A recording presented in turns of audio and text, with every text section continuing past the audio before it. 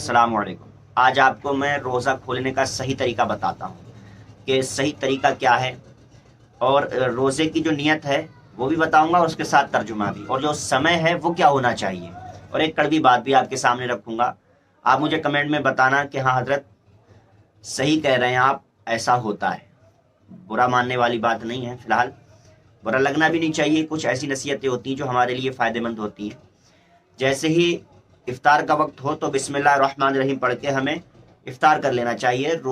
खजूर से इफ्तार करना, पानी से इफ्तार करना सुन्नत है। खजूर ना हो तो पानी से इफ्तार कर लें, लेकिन पानी थोड़ा पिएं क्योंकि खाली पेट में पानी तकलीफ देता है।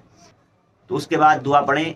दुआ ये है, अल्लाहुम्मा इन्नी लका सुन्तु व बिका आमनतु व अलैका तवक्कलतु व अला रिज़्क़िका अफ़्तरतु।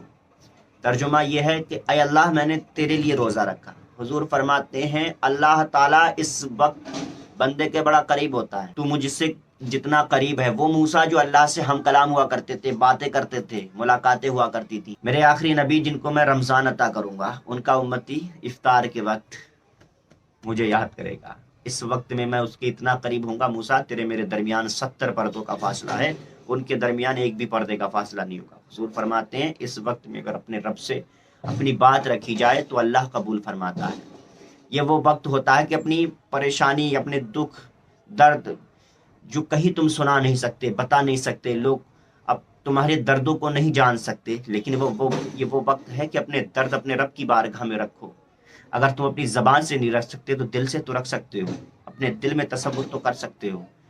अल्लाह तो दिलों से भी वाकिफ़ है, तुम्हारे हाल से वाकिफ़ है। और ये वो वक्त होता है कि इस वक्त में अल्लाह ताला तुम्हारे इतना करीब होता है कि मूसा और अल्लाह के दरमियान 70 पर्दे, और तेरे रब के दरमियान एक भी पर्दा नहीं है। अब सोच, तेरा रब तुझसे कितना करीब है।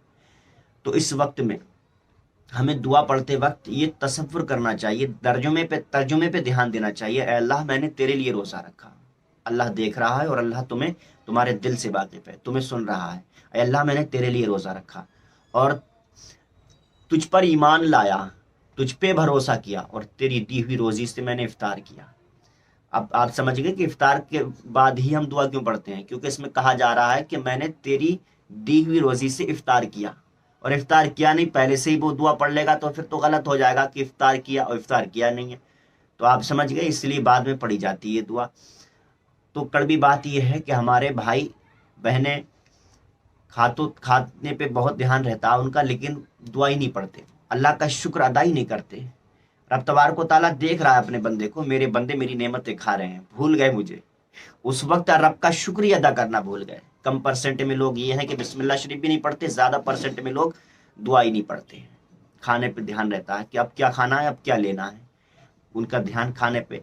फिलहाल हमें खाने के बाद अपने रब का शुक्र अदा करना चाहिए। कम से कम अगर दुआ याद नहीं तो इतना तो कह ही सकते हैं, या अल्लाह तेरा शुक्र है कि तेरी दी हुई रोज़ी से हमने इफ्तार किया। अल्लाह का शुक्र तो अदा कर सकते हैं जो उसकी नेमतें हमने खाई हैं। हुजूर फरमाते हैं कि इकट्ठा होकर लोग जब बंदे खाते हैं तो अल्लाह तबारक व तआला इस अदा को इतना पसंद फरमाता है।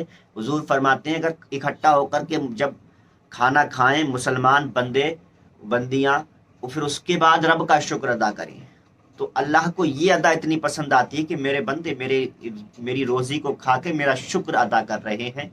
तो अल्लाह ताला इस अदा के सदक़े में सारे उनके गुनाह बख्श देता है, उनकी बख्शिश फरमा देता है। सोचो तो कितनी अल्लाह कितना प्यार करता है। तो ये बड़ा मकबूल वक्त होता है, इस वक्त में दुआएं कबूल होती हैं।